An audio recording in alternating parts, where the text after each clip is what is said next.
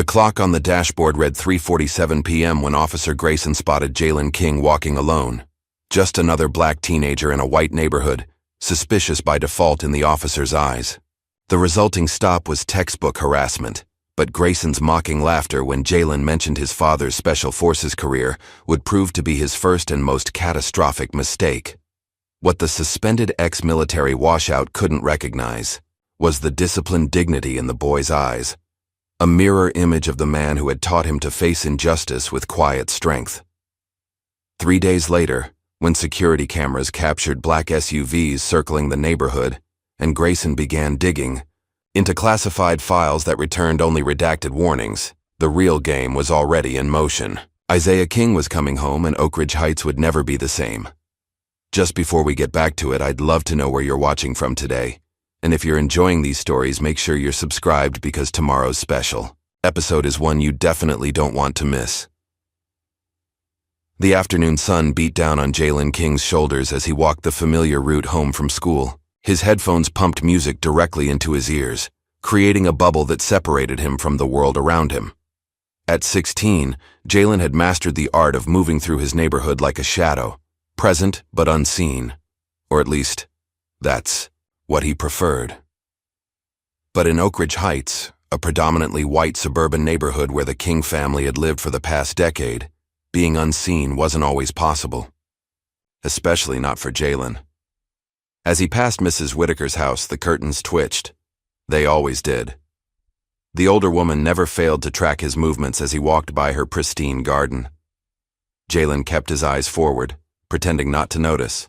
Just as his father had taught him, "Keep your head up but your guard higher," Isaiah King had told him once. "Some people will always see you before they see who you are." The corner store came next.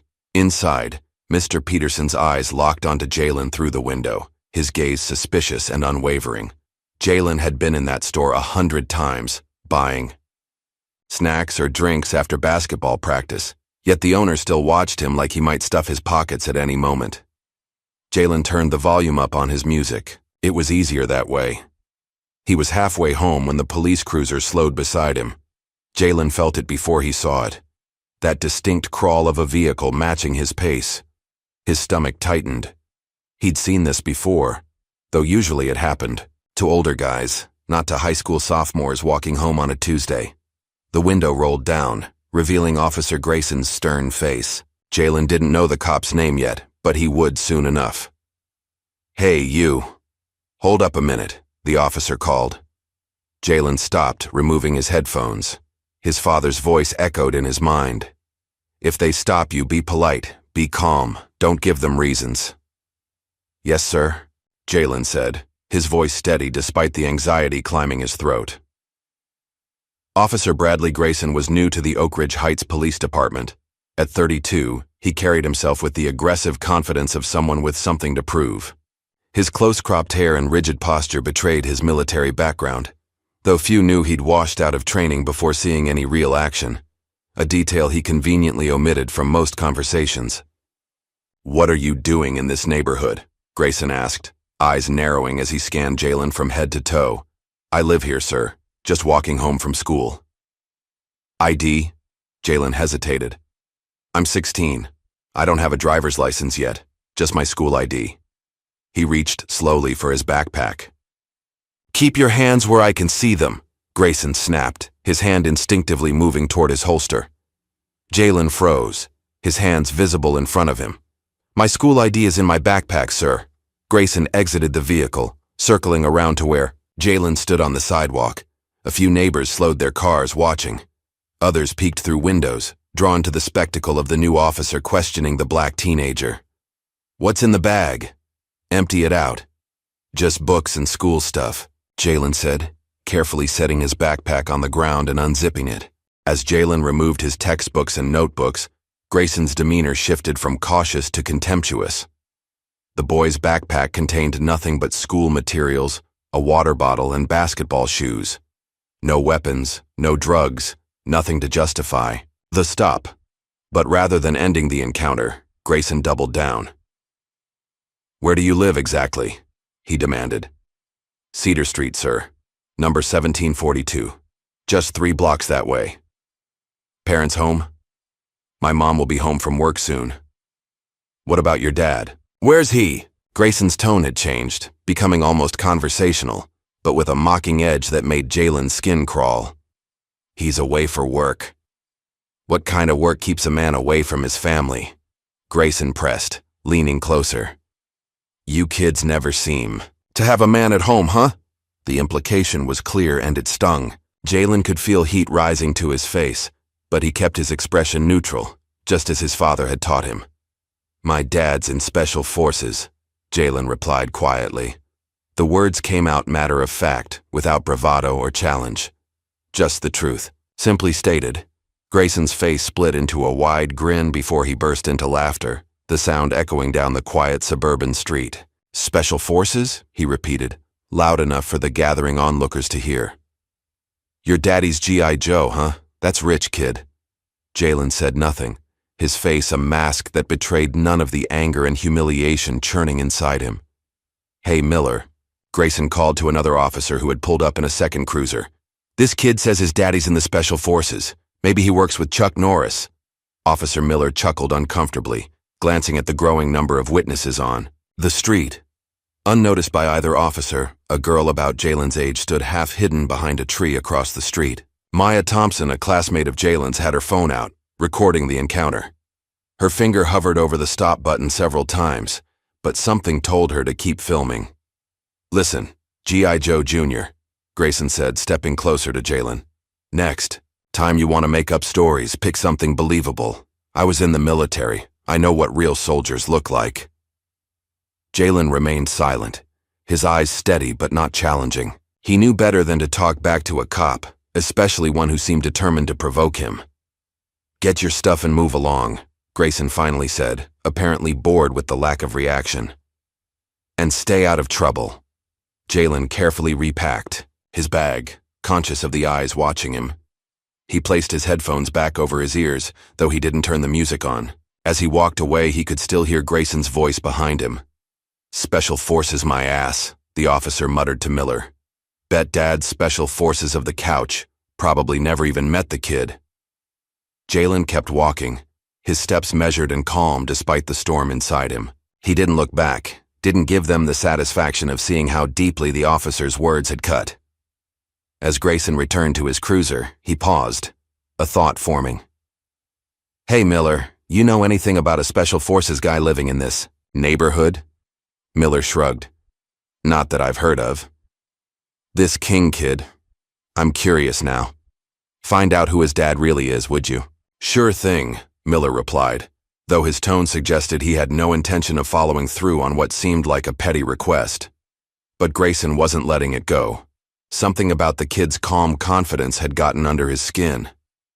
Jalen hadn't backed down or shown fear, and that bothered Grayson more than he cared to admit. As Jalen disappeared around the corner, Maya Thompson slipped her phone into her pocket and hurried away in the opposite direction, the video safely recorded. She didn't know what she would do with it yet, but something told her it might be important. Grayson watched the street for a moment longer, then got back into his cruiser. He had a new mission now. Find out the truth about Isaiah King. The front door of 1742 Cedar Street closed quietly behind Jalen as he stepped inside the modest two-story home. Unlike many of the showpiece houses in Oak Ridge Heights, the King residence was humble but well-maintained, a testament to Angela King's meticulous care, despite working full-time as a hospital administrator. Jalen dropped his backpack by the door and stood for a moment in the entryway, letting the familiar sense of home wash over him.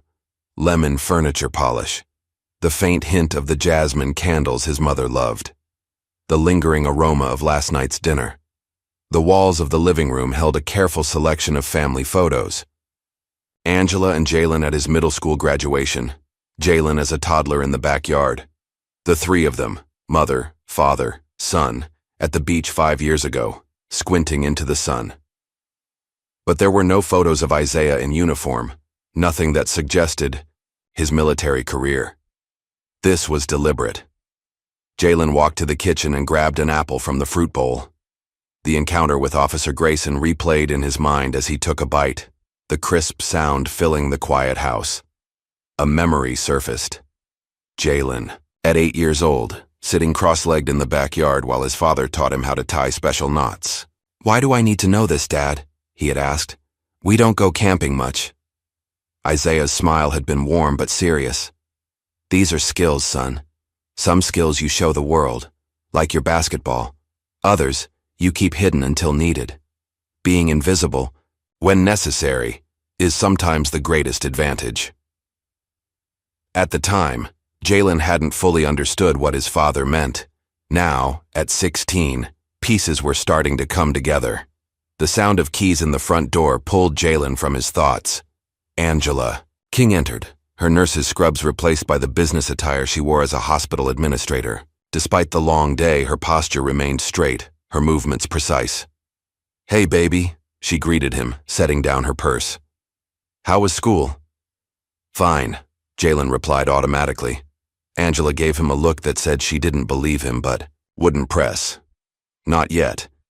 She had a sixth sense when it came to her son. "Homework?" "Just some calculus and a history paper." She nodded, then paused, studying his face. Something happened today. It wasn't a question. Jalen considered brushing it off but knew it was pointless. His mother always saw through him. "Got stopped by a cop on the way home." Angela stiffened, her casual demeanor instantly replaced with alert concern. "What happened? What did he want?" "Nothing. Just the usual. Asked what I was doing here, checked my backpack. Did he give a reason for stopping you?" "No." Angela's jaw tightened. "Did you get his name or badge number?" "Grayson, I think." "He's new." She nodded, filing the information away. "What else? I know there's more." Jalen hesitated. "He asked about Dad." The change in Angela was subtle but immediate. A slight narrowing of her eyes, a barely perceptible straightening of her already perfect posture. "What did you tell him?" "Just that he's in special forces. Nothing else." Angela was quiet for a long moment. "Jalen, we've talked about this. You know not to—" "I know, Mom," he interrupted. But he was saying stuff about how kids like me never have dads at home. I didn't give details. I couldn't let him think Dad abandoned us." Angela's expression softened. She crossed the kitchen and pulled her son into a hug, something she knew he was increasingly reluctant to accept as he grew older. But tonight, he didn't pull away. "Listen to me," she said, her voice low and serious. "Your father's work is not something we discuss with strangers, especially not with police. It's not just about privacy. It's about safety. Our safety. Your father's safety." "I know," Jalen said. "I'm sorry." "It's okay. Just be careful. This Officer Grayson, if he asks again, just say your dad works in government consulting, nothing more." Jalen nodded, though he wondered why the mundane cover story was necessary if his father's work was legitimate. Later that night, as Jalen worked on his history paper, his phone buzzed with a text from Maya Thompson. They weren't close friends, more like acquaintances who shared a few classes, but her message was direct. "Need to talk to you tomorrow, about what happened after school." Jalen stared at the message, wondering how Maya knew about his encounter with Grayson. He typed back a simple "okay" and set his phone aside, unease settling over him like a fog. The next morning at school, Maya found him before first period, pulling him aside near the band room where few students gathered. "I saw what happened yesterday," she said without preamble. "With that cop." Jalen's expression remained neutral. So it was messed up. The way he talked to you." She hesitated, then added, "I recorded some of it." Jalen's eyes widened slightly, the only indication of his surprise. "Why would you do that?" "Because it wasn't right," Maya said, pushing her glasses up her nose. "My dad's a civil rights attorney. He says always document." Jalen nodded slowly, processing this information. "What are you going to do with it?" "Nothing, unless you want me to." "But, was it true? About your dad?" The question hung between them. Jalen considered brushing it off, denying it, or changing the subject. Instead, he simply said, Yes. Maya studied his face for a moment, then nodded. Cool. Just wanted to know. The conversation ended as the warning bell rang, but as Jalen headed to first period, he felt Maya's question lingering. Was it true about his dad? Yes, but even Jalen didn't know the full extent of what that meant. Word spread fast at Oak Ridge High. By lunchtime, somehow, people knew about Jalen's confrontation with Officer Grayson. As he sat alone at his usual table, Tyler Wilson and his friends approached. "Hey, King," Tyler called, loud enough for nearby tables to hear. "Heard you told Grayson your dad's like Rambo or something." Jalen kept eating his sandwich, not looking up. "My dad says your dad works at Burger Force, not Special Forces," Tyler continued, encouraged by his friend's snickering. "Your dad talks about my family at dinner?" "Weird," Jalen replied coolly, still not looking up. Tyler's face reddened. "Whatever, man. Everyone knows you're lying. Your dad probably ran off years ago." Jalen finally looked up, his dark eyes meeting. Tyler's. He said nothing, but something in his steady gaze made Tyler shift uncomfortably. "Come on, guys," Tyler muttered, retreating with his friends to their regular table. Maya slid into the seat across from Jalen a moment later. "Ignore them," she said. "Tyler's dad is that real estate agent who got caught posting racist stuff online last year." Jalen's mouth twitched in what might have been a smile. "You know a lot about everyone's parents," Maya shrugged. "My mom works at the courthouse. I hear things." They ate in companionable silence for a while before Maya spoke again. "So Special Forces. That's intense." "I don't want to talk about it," Jalen said quietly. Maya nodded. "Fair enough. But if that cop keeps bothering you, tell me. Like I said, my dad's an attorney." Meanwhile, across town, Officer Grayson was beginning his shift with a new mission. He'd spent the previous evening searching social media for information about the King family, but found little. Angela King had a basic Facebook profile with minimal posts and no photos of her husband.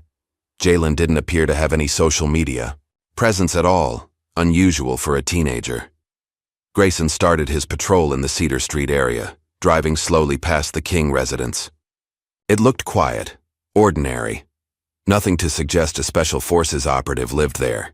He parked down the block and approached an elderly woman working in her garden. "Good morning, ma'am," he said, flashing his most charming smile. "Officer Grayson, just checking in on the neighborhood. How long have you lived here?" "Going on 30 years, she replied proudly. "So you must know most of your neighbors. The Kings, down at 1742. What's their story?" The woman, Martha Jenkins, straightened up, wiping dirt from her hands. "Angela's a dear, works at the hospital. The boy Jalen, he's quiet but polite. Always offers to shovel my walk in winter. And Mr. King? Isaiah, right?" Martha's expression turned thoughtful. "He's away a lot. Military, I think, though Angela doesn't talk about it. Very private family." "Military, huh? Any idea what branch, or what he does?" Martha shook her head. "Like I said, they're private. Isaiah comes and goes. Sometimes he's home for months, then gone just as long. Nice man, though. Fixed my porch steps last spring when he was home." Grayson nodded, filing the information away. "Thanks for your time, ma'am. Just getting to know the community." As he continued his inquiries throughout the day, the pattern repeated. Neighbors knew the Kings but had little specific information about Isaiah. He was rarely seen, always working, away, but no one seemed to know exactly what he did. That evening, Grayson sat in his cruiser outside the King residence, watching the house from a distance. The lights were on in what he assumed was the kitchen. Through the window he could see Angela moving around, and occasionally Jalen passed by. No sign of a third family member. Grayson's radio crackled. "Unit 4, what's your 20? "Cedar Street," he replied. "Just finishing patrol. Copy that. Shift's almost over. Head in for debrief." Grayson started the engine but took one last look at the King house before driving away. The boy's claim still bothered him. Special Forces? It seemed far-fetched, yet no one in the neighborhood could confirm or deny it. The mystery only fueled his curiosity. Later that night, Angela King's phone rang just after midnight. She reached for it in the darkness, checking the caller ID. Unknown number. She hesitated, then answered. Hello? Silence. No breathing, no background noise, just emptiness. Hello? She repeated more firmly. The line went dead. Angela sat up, in bed, fully awake now. It was the third such call this week. She checked that her bedroom door was closed, then reached for her secure phone, a separate device kept hidden in her nightstand. She sent a text to a number saved only as I. Another row. Call, same pattern. The response came seconds later. Noted, Protocol 7. Angela deleted both messages, returned the phone to its hiding place, and tried to go back to sleep. But her mind raced with worry. 16 years of careful living, of guarding their families' secrets, and now this new officer was asking questions. It wasn't a coincidence. The next day, Officer Grayson sat at his desk in the police station, coffee in hand, scrolling through database records. He'd found basic information on Angela King, employment history, driver's license, property taxes. All normal. Jalen's school records showed he was a good student with no disciplinary issues. But Isaiah King was proving more elusive. Grayson had basic confirmation that Isaiah existed. Marriage license, joint property ownership with Angela, listed as father on Jalen's birth certificate. But his employment history was vague, and when Grayson attempted to pull his military file, he hit an unexpected roadblock. Classified clearance required. What the hell? Grayson muttered, staring at his screen. Problem? Asked Sergeant Wallace, passing by his desk. Grayson quickly switched screens. No, sir. Just researching something. After Wallace moved on, Grayson returned to the database. The classified designation could mean many things. Isaiah could be a military contractor, intelligence analyst, or any number of roles that required security clearance. But it didn't necessarily confirm special forces. Still, it was enough to make Grayson uncomfortable. He had told colleagues about the punk kid with the special forces fairy tale, expecting to disprove Jalen's claim easily. Now, he wasn't so sure. That evening, Grayson returned to Cedar Street in his personal vehicle, a black Dodge Charger with tinted windows. He parked a block away from the King residence and settled in to watch. It was after 11 when the lights in the house finally went out. Grayson waited another hour before slipping out of his car and making his way toward the property. He stayed in the shadows, moving with the confidence of someone who believed, himself unobserved. His plan was simple. Get a closer look, maybe peek in the windows, see if there was any evidence of Isaiah King's presence or absence. What Grayson didn't realize was that he was being watched.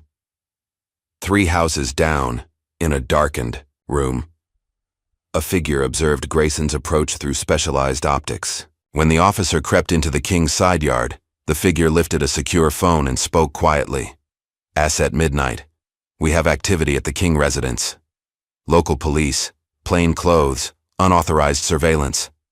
Identity confirmed as Officer Bradley Grayson. A pause then. Understood. Continue monitoring only. The figure returned to the window, watching as Grayson crept around the King house, peering into windows, testing the back door. Eventually, the officer retreated to his vehicle and drove away. Only then did the figure send a final message. They're sniffing around the King residence. Protocol escalation recommended. The response was immediate and brief. Acknowledged. Informing ghost. As Grayson drove home, satisfied with his reconnaissance though he had learned little, he had no idea that his actions had triggered a response far beyond the quiet suburban neighborhood of Oak Ridge Heights. No idea that the name Isaiah King was now being discussed in secure facilities where few had clearance to enter. No idea that he had just stepped into shadows far bigger than he could imagine.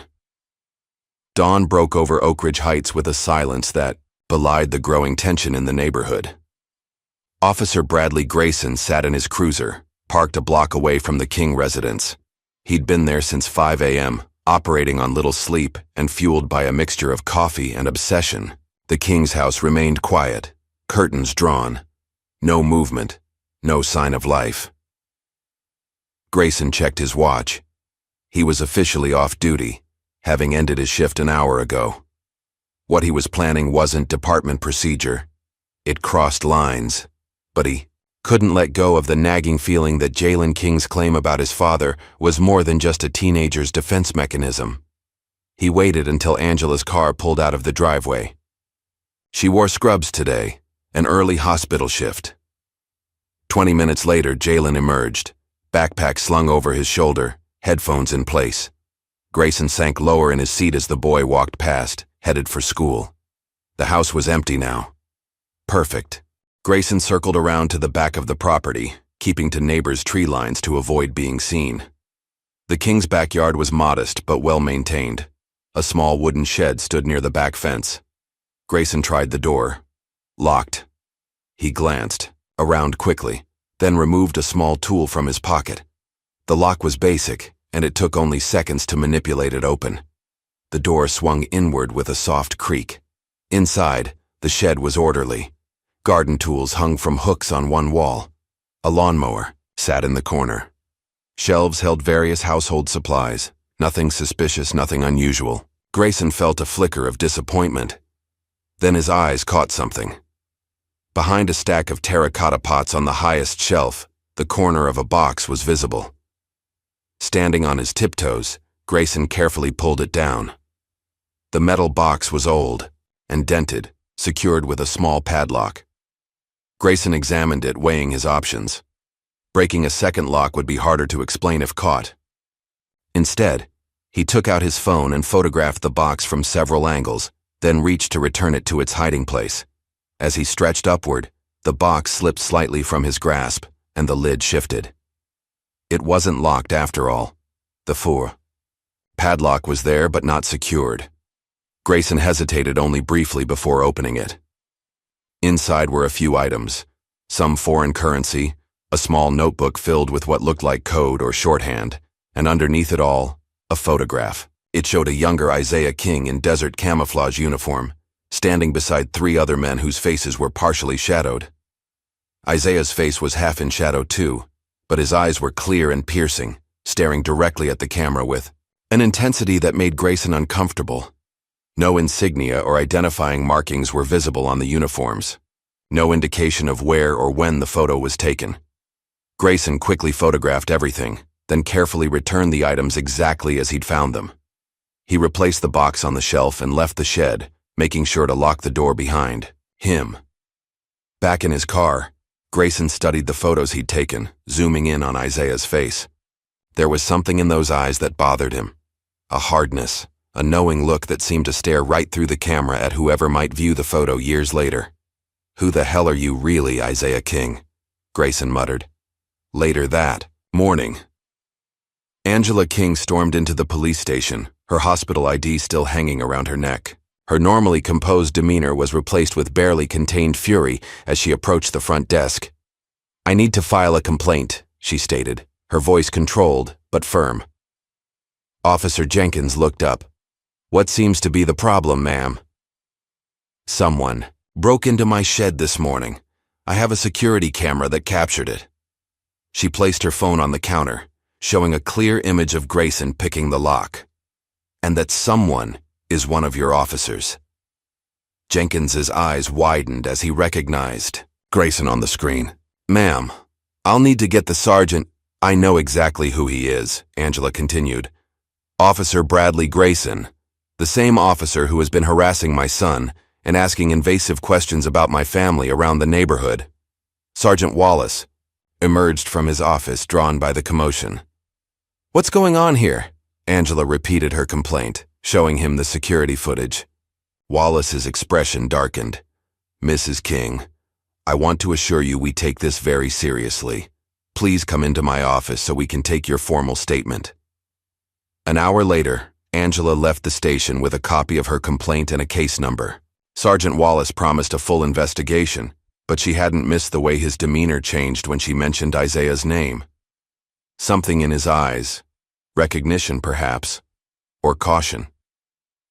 That evening, as Angela recounted the events to Jalen, her phone buzzed with a text. She checked it, then frowned. "What is it?" Jalen asked. "Nothing," she said, a bit too quickly. Just work. But it wasn't work. The message read simply, "Complaint filed has been flagged. Stand by." No signature, no explanation needed. Angela deleted it immediately. Meanwhile, across town, Maya Thompson sat at her computer, fingers flying over the keyboard. What had started as curiosity about Jalen's dad had turned into a deep dive into military forums and declassified mission reports. Maya had always been good with computers, better than most adults realized. She navigated through archived news reports, public military records, and specialized forums where veterans gathered to share sanitized versions of their experiences. It had taken days of searching, but finally she found something. A passing reference in a redacted mission report. Extraction team led by King successfully retrieved the asset despite heavy opposition. And then, in a forum post by a retired Marine, when they sent in the silencers, we knew it was serious. Those guys were ghosts, in and out before anyone knew they were there. Another reply mentioned Operation Silencer as one of the most classified units in recent military history, with much of their work still heavily redacted decades later. Maya leaned back in her chair, processing this information. She couldn't be certain this was Jalen's father. King was a common name, after all. But the timeline matched, and the secrecy around the unit would explain the family's privacy. Her bedroom door opened, and her father poked his head in. "Still up, Maya? It's after midnight." "Just finishing some research," she replied quickly, closing her browser tabs. James Thompson studied his daughter's face. "This wouldn't happen to be about the King boy and that officer you mentioned, would it?" Maya hesitated. "Maybe." James sighed. "Maya, I know you want to help, but be careful. If what you suspect about the father is true, these aren't waters you want to go wading into without a life vest." "What do you mean?" "Just be careful. If Angela King needs legal help, tell her to call me directly. But otherwise, keep your distance from this situation." After her father left, Maya reopened her browser. There was one more reference she'd found. A heavily redacted mission report with a signature line that was partially visible. King, Operation Silencer, Unit 8. It wasn't conclusive proof, but it was enough to make her believe Jalen had been telling the truth. The following days brought a strange calm to Oak Ridge Heights. Grayson had been temporarily reassigned to desk duty pending the investigation into Angela's complaint. Jalen walked to and from school without incident, but there were subtle changes in the neighborhood. Black SUVs with tinted windows were spotted circling the area at night. Neighbors noticed unmarked vehicles parked at odd hours. Whispers started spreading. Something was happening in the quiet suburb one evening. As Jalen stopped at Thompson's Corner Market for a Gatorade after basketball practice, he found himself face to face with Grayson. The officer was in civilian clothes, buying cigarettes at the counter. Their eyes met in the store mirror. Grayson turned slowly, a smile spreading across his face that didn't reach his eyes. "Well, if it isn't G.I. Joe's boy," he said, loud enough for the other customers to hear. "Still telling fairy tales, soldier boy?" Jalen said nothing, simply held Grayson's gaze as he placed his drink on the counter and pulled out his wallet. Grayson stepped closer. "You know what's funny? I did some digging on your dad. Interesting stuff." Jalen kept his expression neutral, but his heart rate accelerated. He paid for his drink and turned to leave. "I'm not done talking to you," Grayson said, his voice hardening. "But I'm done listening," Jalen replied quietly, echoing his father's calm stare, eyes that gave nothing away while seeing everything. Something in that look unnerved Grayson. It was too familiar, too reminiscent of the photograph he'd found. The same steady confidence, the same unspoken strength. "You think you're tough because Daddy taught you some tricks?" Grayson stepped even closer, invading Jalen's personal space. "Let me tell you something, kid. Your dad's not who you think he is. Men like that, they're not heroes. They're just good at killing." Jalen didn't flinch, didn't step back. "Are we done here, sir? I need to get home." The lack of reaction only frustrated Grayson more. He wanted to provoke the boy, to see him lose control. But Jalen remained composed. his dignity intact despite the public humiliation. The store owner, Mr. Thompson, cleared his throat loudly. "Everything okay over there?" "Fine," Grayson muttered, finally stepping back. "Just catching up with a local troublemaker." Jalen walked out of the store, feeling Grayson's eyes boring into his back. Once outside, he took a deep breath, steadying himself. His father's words echoed in his mind. "Control the things you can control. Your reactions are yours alone." The next day, Jalen was playing basketball with friends at the public court when police cruisers pulled up, lights flashing. Officer Grayson emerged from the first vehicle, followed by two other officers. "Jalen King," Grayson called out, striding onto the court. "You need to come with us." The game stopped. Everyone turned to stare. "What for?" Jalen asked, the basketball still in his hands. "There was a disturbance reported. Witnesses say you were involved." "What disturbance?" "I've been here for the past hour." Grayson approached, handcuffs already out. "Don't make this harder than it needs to be." Jalen's friends protested. "He didn't do anything. We've all been right here." But Grayson wasn't interested in their testimonies. This was personal now, a power play meant to put Jalen in his place. To prove that Grayson was in control, "Turn around, hands behind your back," Grayson ordered. Jalen complied, knowing resistance would only escalate the situation. As the cold metal closed around his wrists, he remembered his father's words once more. "In a room full of wolves, become the quiet storm." Maya watched from across the street, recording everything on her phone. This time, she was live streaming it to her private social media account, where her father could see it. James Thompson was already calling colleagues before the police cruiser carrying Jalen left the scene. At the station, Jalen sat alone in a holding room. Not technically an interrogation room. He hadn't been charged with anything specific yet, but the message was clear. Grayson wanted him to sweat. Angela arrived at the station in a tornado of controlled fury. "Where is my son?" she demanded at the front desk. "Jalen King. An officer brought him in from the basketball court about an hour ago." The desk sergeant checked his computer. "He's being held pending investigation of a disturbance." "What disturbance?" "My son was playing basketball with friends. I have multiple witnesses. Ma'am, you'll need to speak with the arresting officer." "Then get him. Now. And I want to see my son immediately." "That's not possible right now. Officer Grayson is processing." "Officer Grayson?" Angela's voice sharpened. "The same officer who is currently under investigation for breaking into my property? The one who's been harassing my son? He's in charge of this case?" The sergeant looked uncomfortable. "Ma'am, I understand your concern." "No, you don't. Get your supervisor. Now. Or the next call I make will be to my lawyer, followed by every news outlet in the state." While Angela fought to see her son, Grayson entered, the holding room where Jalen waited. "Comfortable?" Grayson asked, a smirk playing at his lips. Jalen said nothing. "You know, I could charge you with assault. Got a witness who says you shoved someone at that court. Your word against his."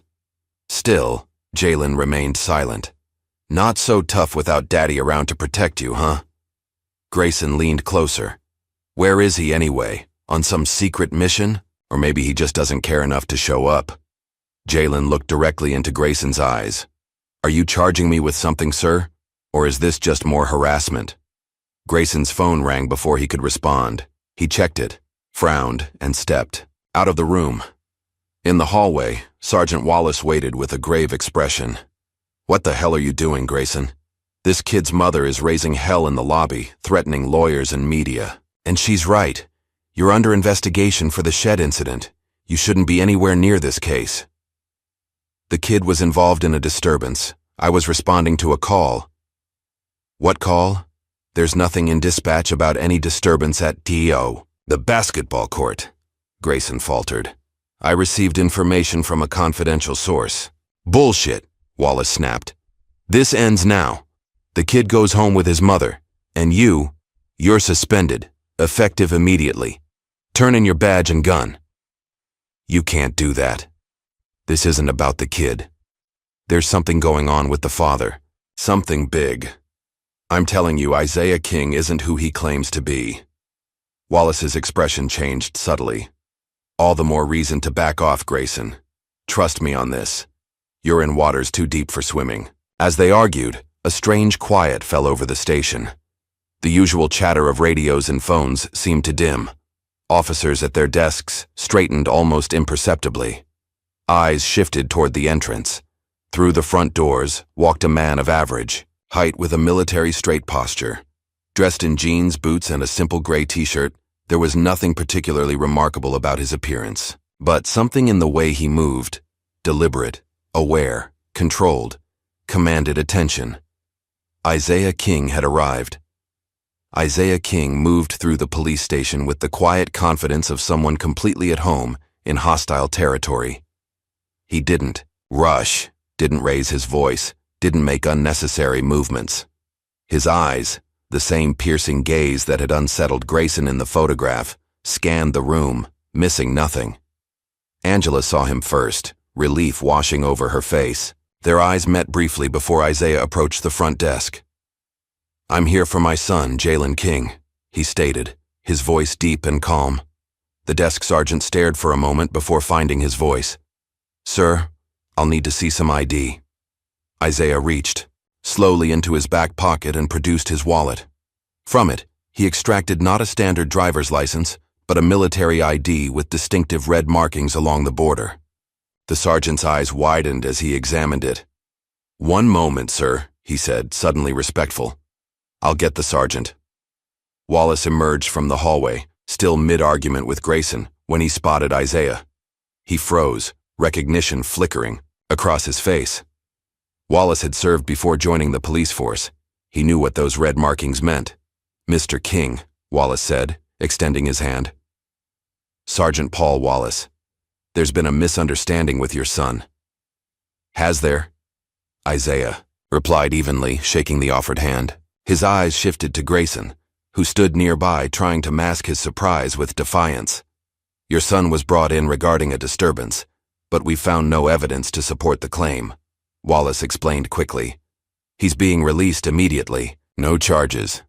"I'd like to see him now," Isaiah said. "It wasn't a request." "Of course, this way." As they moved toward the holding area, Grayson stepped forward. "Wait just a minute, we're still processing." Wallace cut him off. "Stand down, Grayson. You're suspended, remember?" Isaiah paused, turning to face Grayson. Fully for the first time.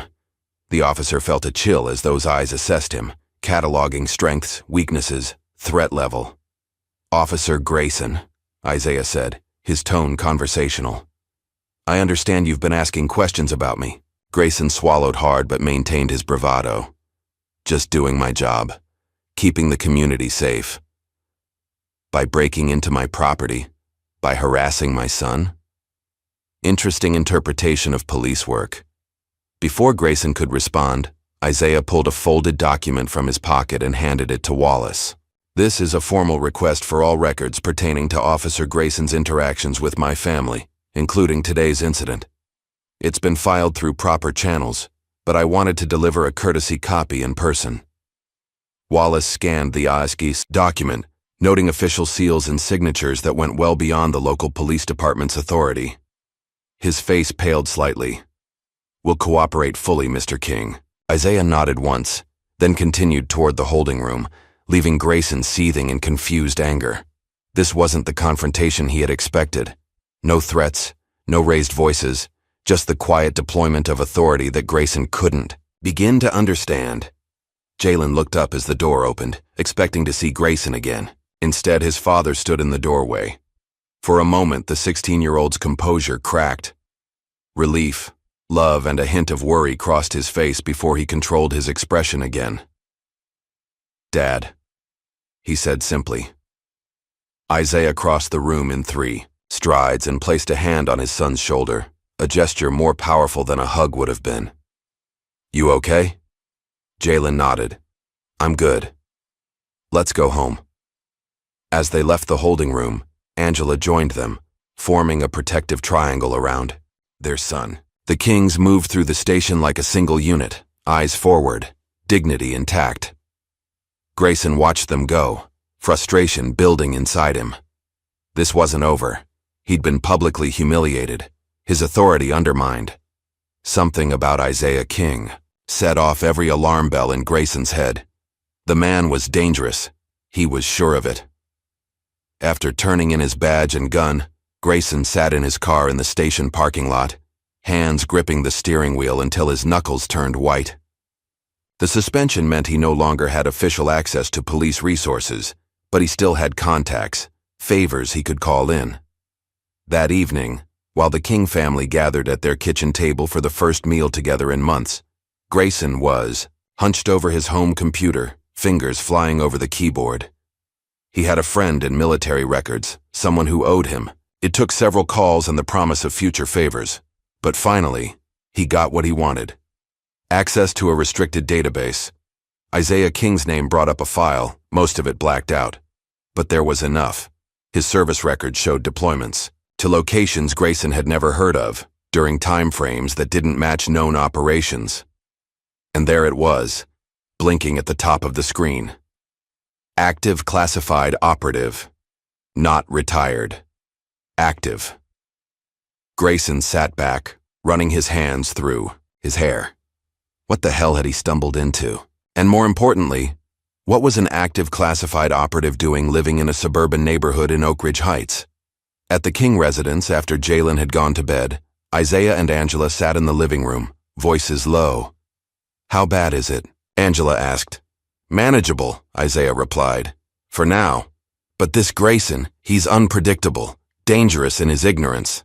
He broke into our shed. Found your box." Isaiah nodded. "I know. It was a test. The lock was deliberately left open. Nothing in there gives away anything important. And the photo? Just enough to make him curious without revealing anything specific." Angela shook her head, a small smile playing at her lips despite the situation. "You were testing him even then. I needed to know what kind of man we're dealing with. Now I do. And the worst kind. One with a wounded ego and something to prove." Isaiah's expression hardened slightly. "He'll keep coming. He's already accessed restricted databases." Angela's eyes widened. "How do you know?" "Because I was notified. The moment he did. That's protocol. What happens now?" Isaiah was quiet for a moment. "Now we wait. See what he does next. The team is in place. He's being watched." "And Jalen? He was arrested today, Isaiah, in front of his friends, because of this man's vendetta." "I know. And Officer Grayson will learn that was a mistake." Isaiah's voice remained calm, but there was something in his tone that would have made Grayson's blood run cold. "You've stepped into shadows bigger than you know." Meanwhile, as Grayson finally left his house late that night, headed to a bar to drown his frustration and plot his next move, he didn't notice the car parked 2 blocks away, didn't see the high-powered optics tracking his movement, didn't hear the soft voice speaking into a secure communication device. Through the scope, crosshairs centered briefly on Grayson's chest before moving away. "He's poked the wrong ghost," the observer murmured, lowering the device. "And he doesn't even know it yet." The nondescript truck rolled slowly along the outskirts of Oak Ridge Heights, headlights off, moving with deliberate purpose through the darkness. It was just past midnight when Isaiah King parked at the edge of town, beneath the shadow of an old oak tree. He sat motionless for several minutes, eyes scanning the surrounding area, checking and rechecking for anomalies or signs of surveillance. This was protocol, ingrained after years of operations in places where a single mistake meant death. Though he was home now, in quiet suburban America, those instincts remained razor-sharp. Especially tonight. Isaiah had arrived earlier than planned. The incident with Jalen's arrest had accelerated his timeline, forcing him to cut short his mission overseas. Few people understood what Isaiah actually did for a living. Even fewer knew the importance of the work he'd just left unfinished to protect his family. After confirming the area was secure, Isaiah emerged from the truck. He wore simple clothes, jeans, a dark jacket, boots, nothing that would draw attention. His movements were fluid and silent as he made his way through a series of backyards and side streets, avoiding main roads and security cameras. Isaiah had mapped every approach to his home years ago when they first moved to Oak Ridge Heights. He knew every blind spot, every potential vantage point, every escape route. Not because he was paranoid, but because he was thorough. He paused at Mrs. Jenkins' garden, remembering how she'd told Officer Grayson about their family, not maliciously. The elderly woman had always been kind to them, but people rarely understood the danger of casual conversation. The King house was dark, except for a small light in the kitchen. Isaiah approached from the rear, entering through a side door with a key few knew existed. He moved through the house silently, knowing exactly which floorboards would creak and avoiding them instinctively. Angela was waiting in the kitchen, a cup of tea growing cold between her hands. She didn't startle when he appeared. After 16 years of marriage to a ghost, she'd grown accustomed to his silent arrivals. "You're early," she said softly, rising to embrace him. "Had to be," Isaiah replied, holding her tightly for a moment before stepping back to look at her. "Where is he?" "Upstairs, asleep." Angela studied her husband's face, reading the subtle signs of fatigue and tension that others would miss. "How bad is it?" "Complicated." Isaiah moved to the refrigerator, pouring himself a glass of water. "The mission was nearly complete when I got word about what happened here. I had to hand it off to Miller and Jackson." Angela nodded, understanding the significance. Isaiah rarely abandoned operations. For him to do so meant he considered the threat to his family serious. "They'll contain the situation," Isaiah continued, "but my early departure raised flags. Questions will be asked. By whom? Everyone." Isaiah's slight smile held no humor. "From the secretary down to local assets. An operative of my classification doesn't just walk away mid-mission unless something critical has happened." "Something critical did happen," Angela said firmly. "Your son was targeted, arrested without cause." Isaiah nodded, his expression hardening, briefly. "Yes, and Officer Grayson will learn what that means." They sat in comfortable silence for a moment, the reunion both sweet and shadowed by the circumstances that prompted it. "He's changed since you last saw him," Angela said eventually, "growing up so fast." "He handled himself well," Isaiah noted with quiet pride. "Stayed calm, didn't escalate. Just like his father." Isaiah smiled, a genuine one this time. "I should go up, see him." "He'll be happy you're home," Angela said, squeezing his hand. "Even under these circumstances." Isaiah moved silently up the stairs, pausing outside Jalen's door. He listened to his son's steady breathing for a moment before quietly opening the door. Jalen lay asleep, one arm thrown over his face. Isaiah stood watching him, struck once again by how quickly children grow. His work had taken him away too, often left too many gaps in his son's life. Yet somehow, Jalen had become a young man any father would be proud of, dignified, controlled, principled. As if sensing his father's presence, Jalen stirred, his eyes opening slowly. For a moment he stared at the figure in his doorway, then sat up quickly. "Dad?" "Hey, son." Isaiah moved into the room, sitting on the edge of the bed. "Sorry to wake you." In the dim light from the hallway, Jalen studied his father's face. There were new lines around his eyes, a fresh scar near his temple. But his presence was unchanged, solid, reliable, powerful in its quietness. "You're not supposed to be back for another month," Jalen said. "Plans changed." Isaiah placed a hand on his son's shoulder. "Heard you had some trouble." Jalen looked down, a hint of shame crossing his face. "I shouldn't have told that cop about you being in Special Forces. Mom always said—" "You did nothing wrong," Isaiah interrupted firmly.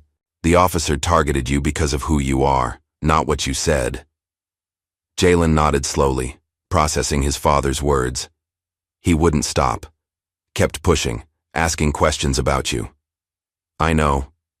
And now he's facing consequences for his actions." "Are you in trouble? For coming back early?" Isaiah smiled slightly. "Nothing I can't handle."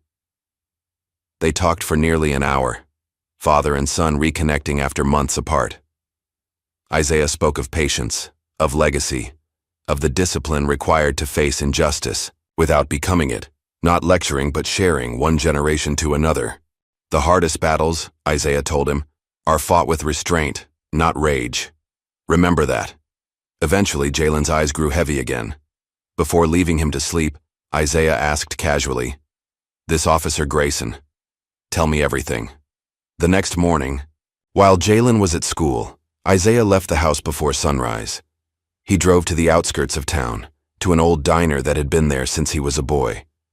Inside, 3 elderly black men sat at a corner booth, drinking coffee and playing dominoes. They looked up as Isaiah entered, recognition and respect in their eyes. "Well, look who the wind blew in," said Walter Dixon, the oldest of the 3 at 82. "Isaiah King, back among the living." Isaiah smiled, clasping each man's hand firmly before sliding into the booth. These men had known him since childhood, had watched him grow, leave for service, return changed. They were elders in the community, respected voices whose influence ran deeper than most realized. "Just passing through," Isaiah said, accepting the coffee the waitress brought without having to order. "Heard your boy had some trouble with that new officer," said James Wilson, a retired postal worker who knew everyone's business. "Grayson, right? Bad news, that one." Isaiah nodded. "Seems to have developed an unhealthy interest in my family." The third man, Reverend Thomas Baker, studied Isaiah carefully. "You didn't come here just to catch up, son. What do you need from us?" Isaiah had always appreciated the Reverend's directness. "Information, community eyes. Grayson's been suspended, but that won't stop him. I need to know if he makes any moves." The 3 men exchanged glances, a silent communication forged through decades of friendship. "Consider it done," Walter said finally. "We'll put the word out, quiet-like." "Thank you." Isaiah sipped his coffee. "And the rest of the town?" "What's the temperature?" "Mixed," Reverend Baker replied honestly. "Some folks were upset about how your boy was treated. Others," he shrugged. "Some things don't change," Isaiah observed. "Some do," James countered. "When you left here 20 years ago, a black family couldn't even live in Oak Ridge Heights. Now your son walks those streets. Not always easy, but possible." Isaiah nodded, acknowledging the truth in James's words. "Progress comes slow, but it comes," Reverend Baker agreed. "Now tell us about this Special Forces business. Always knew you were doing something serious, but you never did share details." Isaiah smiled. "And I still won't. But I promise, when this is over, we'll have a proper talk." As Isaiah left the diner, he felt a familiar comfort in reconnecting with the men who had helped shape him. He had left Oak Ridge Heights as a restless teenager, frustrated by its limitations and prejudices. He'd returned now and then over the years, but always briefly, always partly in shadow. Few knew he'd been quietly watching over his hometown all long. Meanwhile, Officer Bradley Grayson sat in his apartment, surrounded by printouts, notes, and empty coffee cups. His suspension had only fueled his obsession. The humiliation of having his badge and gun taken, in front of the Kings no less, burned like acid in his stomach. But Grayson believed he was close to something big. The partial file he'd accessed showed Isaiah King wasn't just some ex-military guy with an attitude.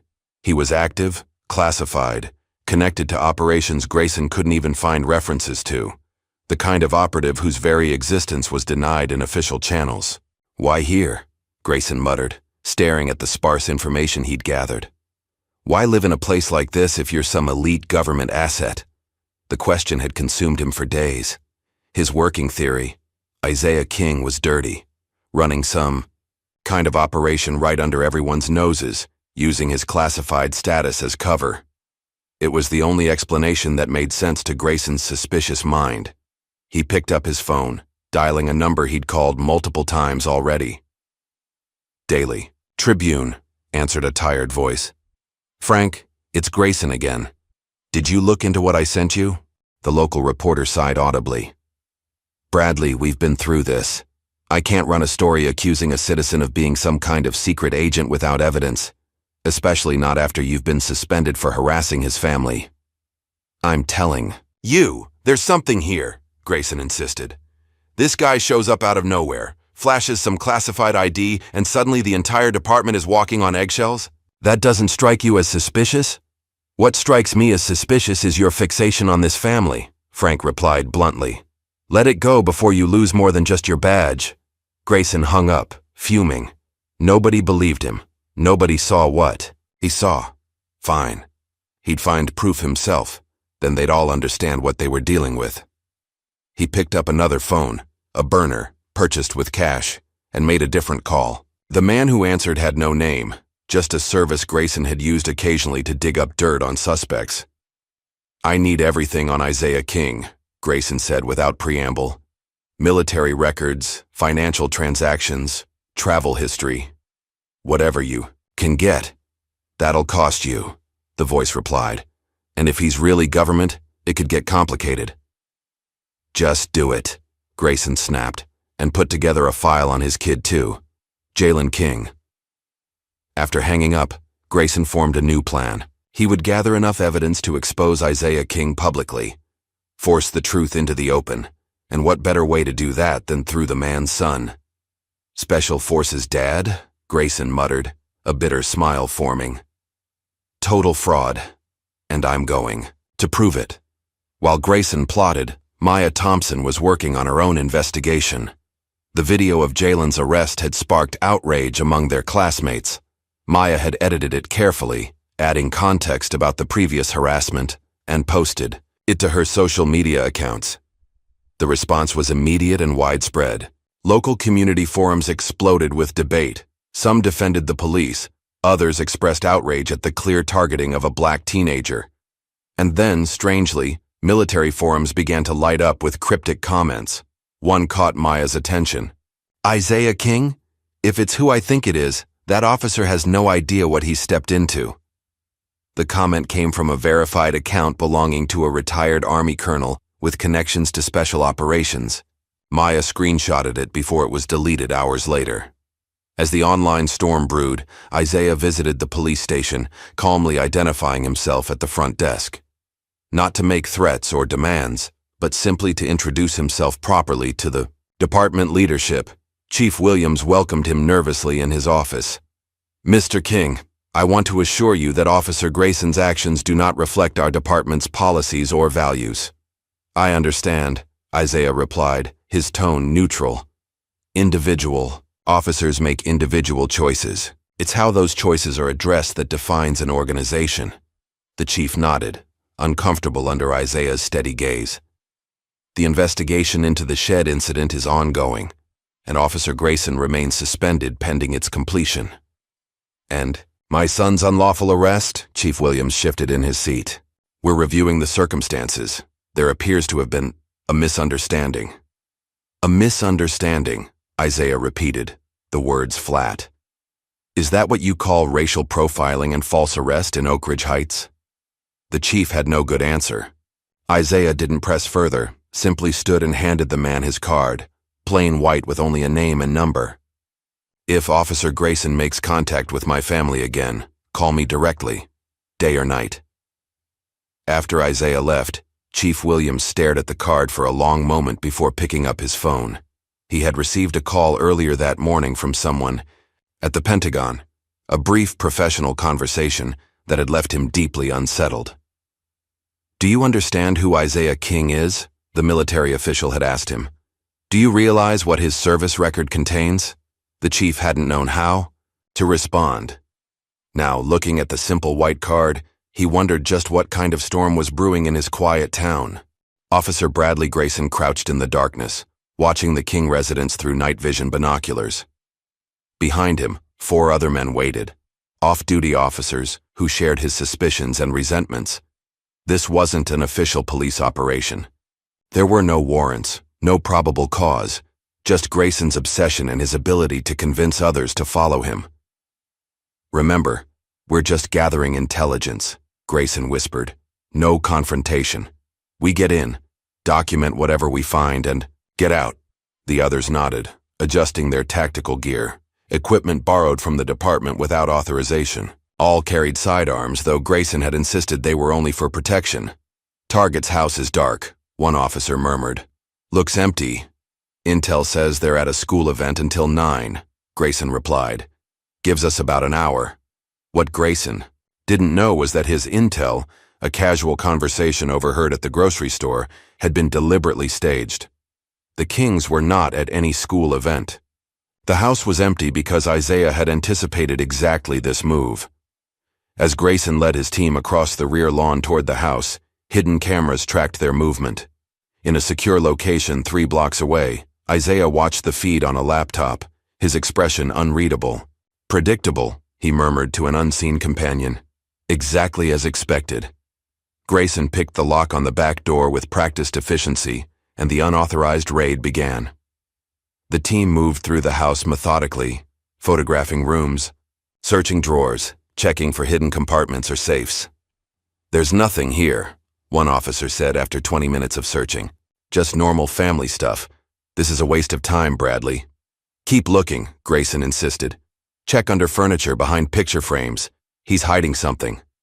As the frustrated team continued their search, none of them noticed the small devices Isaiah had placed on their vehicles. While they invaded his home, he had disabled all 5 of their cars. Nothing dramatic, just subtle mechanical issues that would prevent them from starting. A message. A warning. When they finally left the house finding nothing incriminating despite their thorough search, the reality of their situation sank in quickly.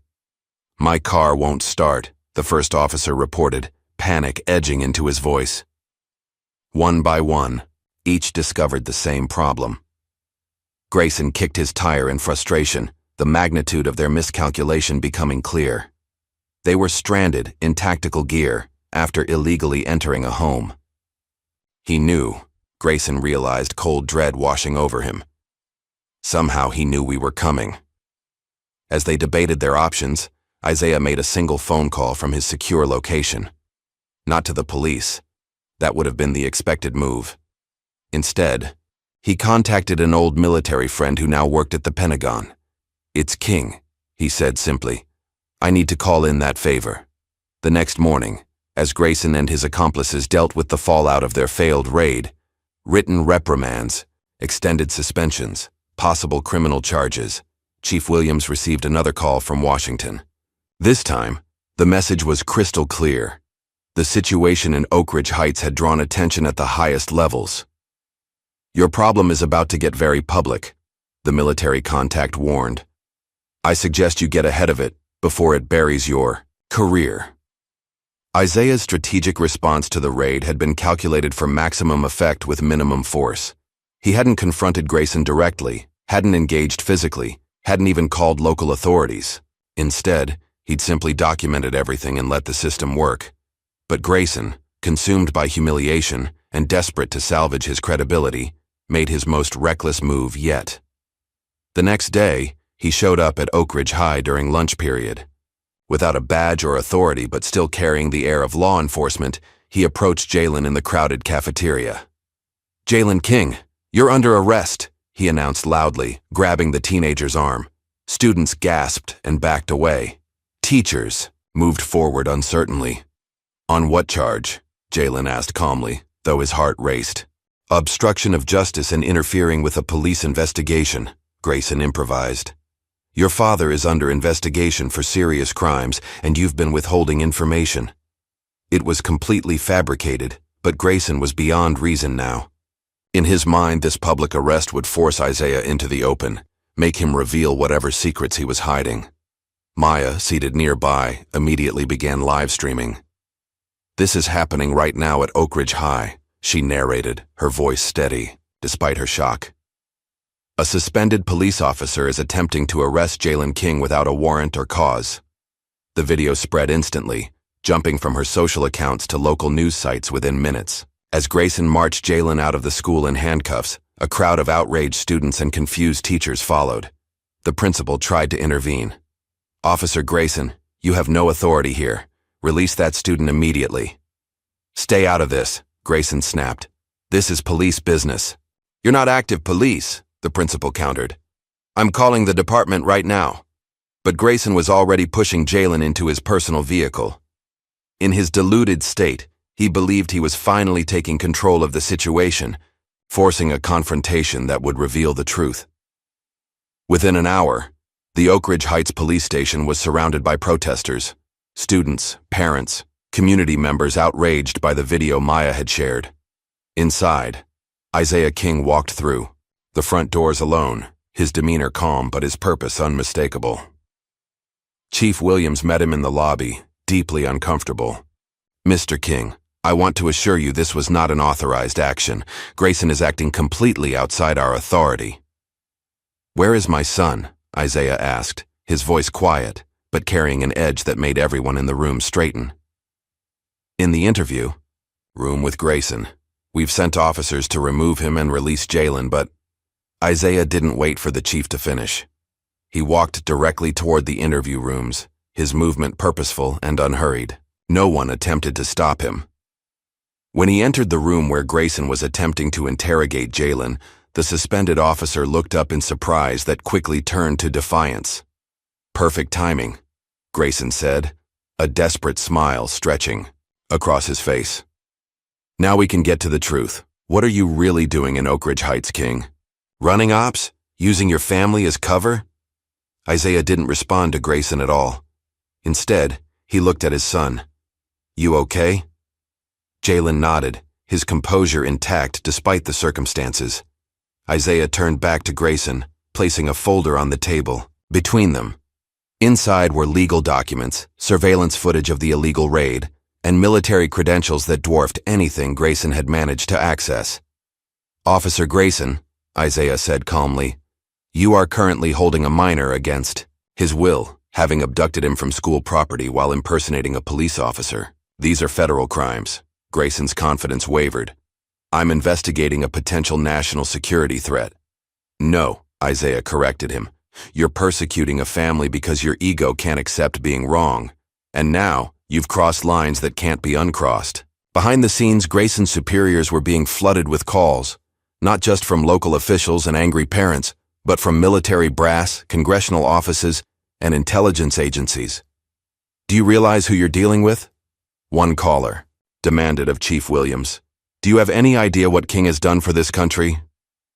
As two uniformed officers entered to remove Grayson, he made one last desperate accusation. "He's a ghost operative, running some kind of deep cover mission right here in our town." The officers exchanged glances, embarrassed by their former colleague's breakdown. They led him away, his protests echoing down the hallway. Isaiah helped Jalen to his feet, checking the marks on his wrists from the handcuffs. "Let's go home." As they walked through the station, officers and staff stepped aside respectfully. Outside, the crowd of protesters cheered as Jalen emerged. Maya pushed through to reach them, her phone still live streaming. "Jalen, are you okay?" "What happened? In there?" Jalen managed a small smile. "I'm fine. It's over now." Isaiah placed a protective hand on his son's shoulder, guiding him toward their car. The crowd parted before them, voices offering support and outrage on their behalf. But in his eyes, those who knew how to look could see the truth. It wasn't over. Grayson had been removed, but he remained a threat, unpredictable, desperate, and now totally unhinged. Later that night, as Grayson sat in a holding cell awaiting charges, he made a decision. If the system wouldn't listen, if no one would believe him about Isaiah King, then he would take matters into his own hands one last time. He needed leverage, something to force King into the open, to make everyone see the truth, and he knew exactly what that leverage would be. The morning after Jalen's public arrest and release, Officer Bradley Grayson was nowhere to be found. His apartment sat empty, his phone went straight to voicemail, and the ankle monitor he'd been fitted with as a condition of his release had been cut off and left on his kitchen counter. Chief Williams called an emergency meeting with his senior officers. "I want Grayson found, now. Before he does something we'll all regret." But Grayson had vanished, his personal vehicle discovered abandoned at a bus station 20 miles outside of town. The man had gone completely off-grid, drawing on skills, from his brief military training to evade detection. At the King residence, Isaiah received the news with a calm that unsettled the officer who delivered it. "You don't seem concerned," the officer observed. "Concerned isn't the right word," Isaiah replied. Prepared is more accurate.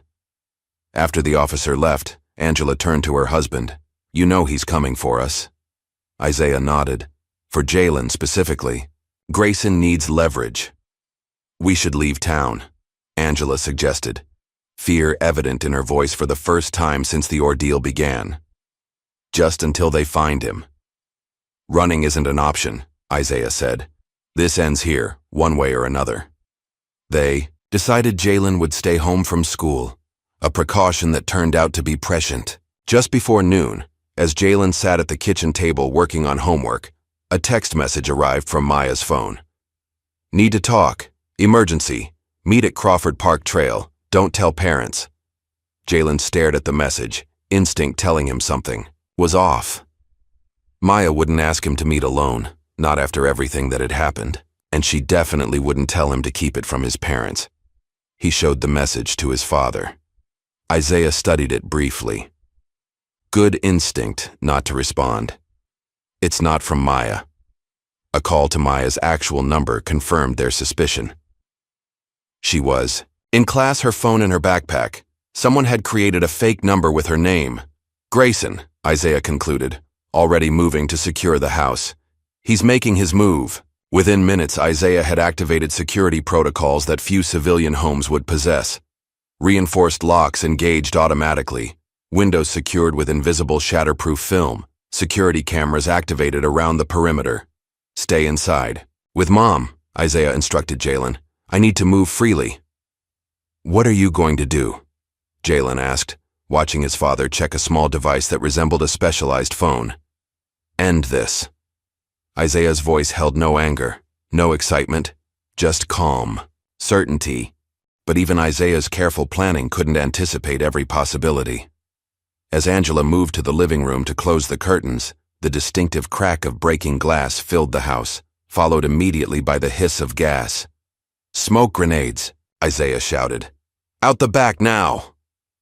The Kings moved quickly toward the rear exit, but as Jalen reached the kitchen, a figure in a black tactical mask crashed through the side door, grabbing him in a chokehold. Don't move!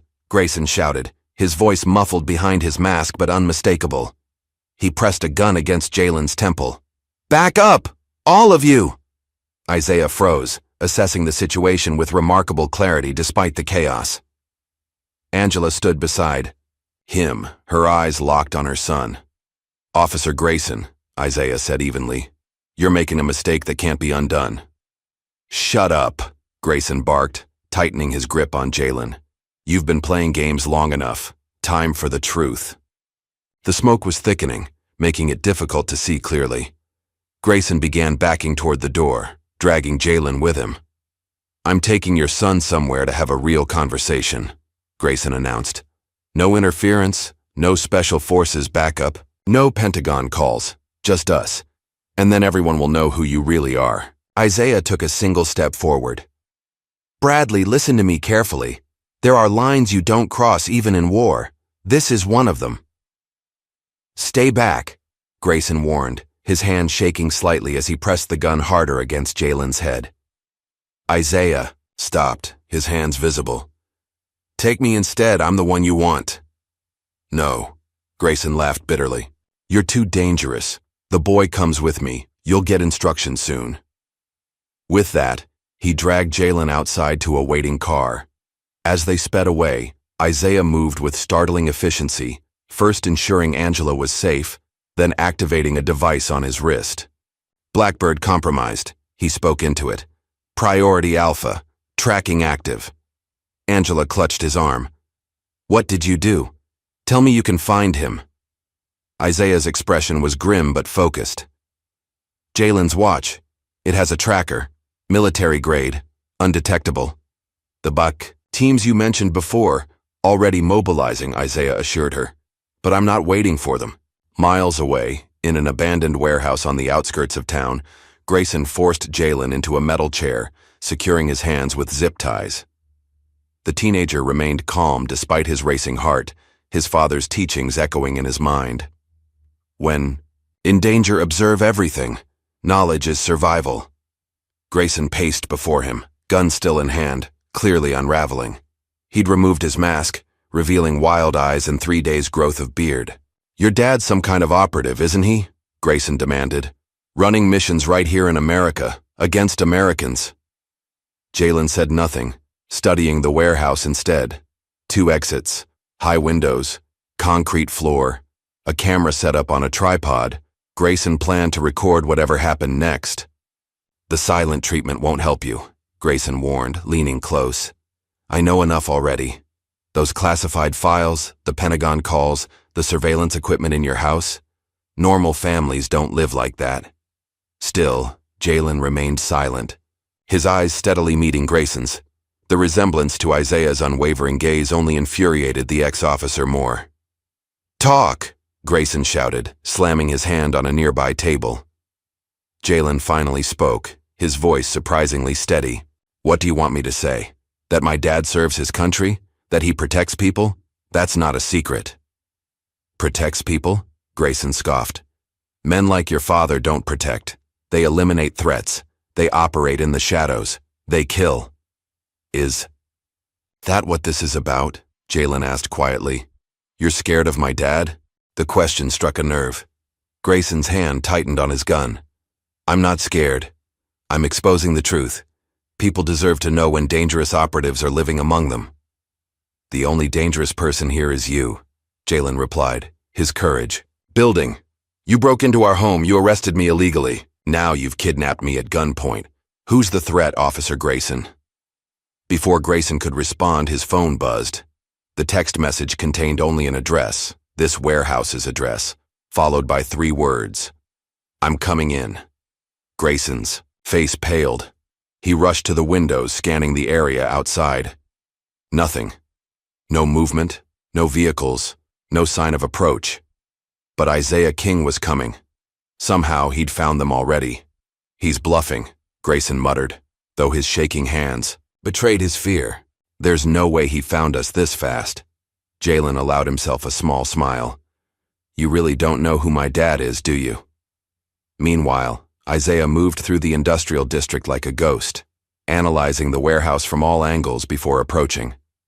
No backup, no tactical team. This was personal now, a father protecting his son, a line cross that demanded response. Inside, Grayson grew increasingly agitated, checking windows, barricading doors, preparing for a siege that could come from any direction.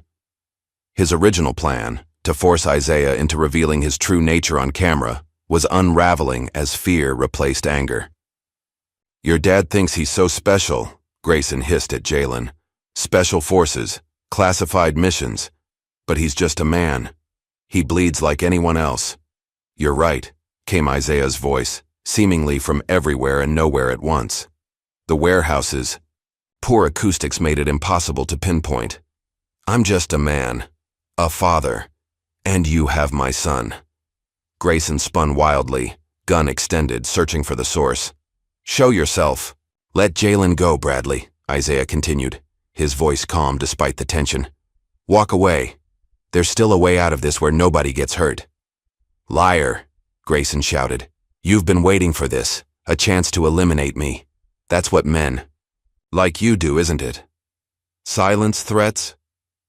There was a moment of complete stillness before a figure stepped from the shadows near the back of the warehouse. Isaiah King walked slowly into the open, hands empty and visible at his sides. No weapon, no tactical gear, just a man in jeans and a gray t-shirt. "If I wanted to eliminate you, Bradley," Isaiah said softly, "we wouldn't be having this conversation."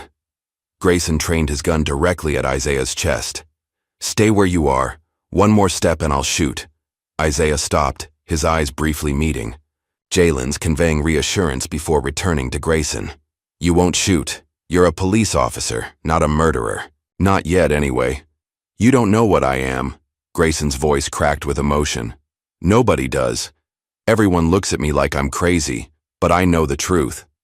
Men like you, operating on American soil, using your families as cover. Is that what you think I am?" Isaiah asked. "Some kind of domestic operative? I've seen your files, the classified missions, the Pentagon connections." Isaiah took another careful step forward. "Yes, I serve my country, in places most Americans never see, against threats they never know exist, but never against my own people. Never here. Stop moving, Grayson screamed, his finger tightening on the trigger. Or what? You'll shoot an unarmed man in front of his son? Is that who Bradley Grayson is? Isaiah continued his slow approach. You wanted the truth. Here it is. I protect people. From warlords, terrorists, those who prey on the innocent, that's all. No shadow government. No domestic operations. Just a soldier doing his duty. Fight me, Grayson demanded, desperation. Replacing reason. Fight like a man. Show everyone what you really are. In a sudden move, Grayson lunged forward, swinging his gun toward Jalen. But before he could take aim, Isaiah moved with breathtaking speed and precision. His hand struck Grayson's wrist at a precise pressure point, causing instant numbing. Just a gun clattered to the floor. Grayson swung wildly with his other hand, but Isaiah deflected each blow with minimal movement, using his opponent's momentum against him. It wasn't a fight. It was a demonstration of absolute control. Each of Grayson's increasingly frantic attacks was countered with calm efficiency. Finally, with a series of lightning-fast strikes to key pressure points, Isaiah disabled Grayson completely. The ex-officer collapsed to his knees, arms hanging useless at his sides, his nervous system temporarily short-circuited by Isaiah's precise technique. That's who I am, Isaiah said quietly, looking down at the defeated man. Someone trained to end conflicts with minimal force, to protect, not destroy. As he freed Jalen from the zip ties, the warehouse doors burst open. SWAT teams swarmed in, weapons raised, followed by Chief Williams and several federal agents in suits. Isaiah had called them before approaching, ensuring proper authorities would witness the resolution. Isaiah King, one of the federal agents, called. Pentagon sent us. You good? Isaiah nodded, one arm around his son's shoulders. We're good. Officer Grayson needs medical attention. Non-lethal takedown, but he'll need monitoring. As Grayson was secured and led away, screaming about conspiracies and cover-ups, news vans began arriving outside. The story had broken wide open. Cameras captured the moment Isaiah and Jalen emerged from the warehouse, walking tall despite the ordeal, and in that moment, the full truth about Isaiah King, decorated veteran, classified operative, and above, all a father, began to emerge into the light. 3 weeks after what local media dubbed the warehouse standoff, Oak Ridge Heights Town Hall was filled beyond capacity. Residents from all walks of life packed into the meeting room, spilling out into the hallways. At the front, Mayor Patricia Davis struggled to maintain order as voices competed to be heard. The past weeks had brought dramatic changes to the quiet suburb. Grayson faced multiple federal charges, from kidnapping to civil rights violations. The police department was under investigation. And Isaiah King, the man whose very existence had once been classified, had become the center of a community-wide conversation about race, justice, and protection. Please, everyone, Mayor Davis called over the din. Our guest speaker has arrived. The crowd quieted as Isaiah King walked to the podium. He wore a simple button-down shirt and slacks. No uniform, no visible signs of his military background. Yet he carried himself with unmistakable authority. Thank you for coming, Isaiah began, his deep voice carrying easily through the room. What happened to my family wasn't unique. It was just visible. It forced a conversation many would prefer to avoid. He paused, scanning the faces before him, some supportive, others still uncertain. I'm not here to assign blame or demand retribution. I'm here to talk about moving forward, about building a community where my son, where all our children, can walk home without fear. For the next 30 minutes, Isaiah spoke not with anger, but with wisdom. He called for accountability in the police department, for community oversight, for training that recognized and addressed implicit bias. But he also acknowledged the complexity of the situation, the vast majority of officers who served honorably, the real security concerns that communities faced. Officer Grayson failed, Isaiah said toward the end, not because he was suspicious of an unusual situation, but because he allowed that suspicion to become prejudice, and that prejudice to become persecution. We can do better. We must do better. The Room erupted in applause when he finished. Even those who had come prepared to argue found themselves nodding in agreement. This was not the vengeful operative Grayson had imagined, but a measured, thoughtful citizen who had served his country in shadows most would never know. In the weeks that followed, change came quickly to Oak Ridge Heights. Chief Williams resigned, replaced by a reform-minded captain from a neighboring district. New training protocols were implemented for all officers. Community oversight boards were established with real power to review complaints.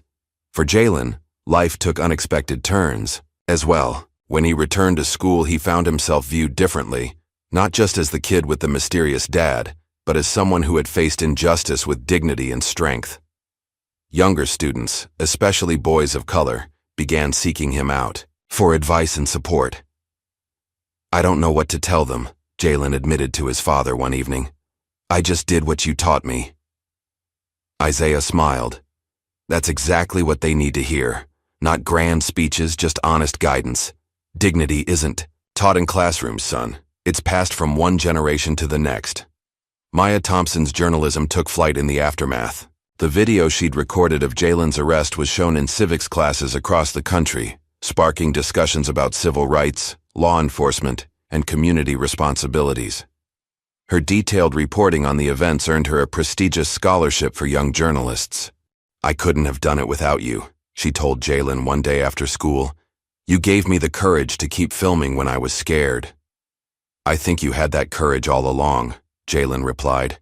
"You just needed a reason to use it." Their friendship deepened in the following months, built on shared experience and mutual respect that hinted at something more to come.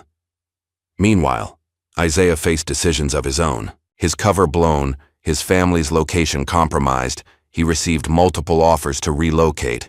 New identities, new positions, new beginnings far from Oak Ridge Heights.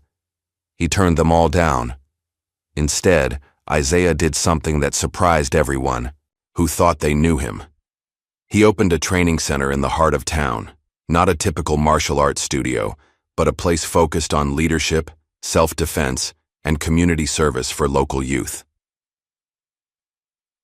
The King's Self-Defense and Leadership Academy quickly became a gathering place for young people from all backgrounds. Isaiah taught not just physical techniques but the mental discipline that had guided his own life. The waiting list grew longer each month. Even more surprising were those who came seeking redemption. Several residents who had once crossed the street when Jalen walked by now enrolled their children in Isaiah's classes. Mrs. Whitaker, who had always watched suspiciously from behind her curtains, brought cookies to the King's home and apologized tearfully for years of silent judgment. "Change comes slow," Isaiah told Angela as they watched these transformations unfold. "But it comes." Bradley Grayson watched these developments from a prison cell. Deemed mentally unstable after his breakdown, he was held in a secure psychiatric facility pending trial. His television access was limited, but he caught glimpses of Isaiah on the news, speaking at community events, working with children, being celebrated as a local hero. The sight filled him with bitter regret. In his distorted pursuit of truth, he had destroyed his career, his freedom, and his reputation. And for what? To expose a man whose true nature turned out to be exactly what his son had claimed, a dedicated soldier who served with honor. In Oak Ridge Heights, the story continued to evolve. The incident that began with racial profiling had sparked genuine soul-searching throughout the community. Difficult conversations about bias and privilege took place in living rooms and coffee shops. Old barriers began to crumble, slowly but surely. 2 months after opening his academy, Isaiah received an unexpected visitor. James Wilson, one of the elderly men he'd met at the diner, arrived with a small wooden box.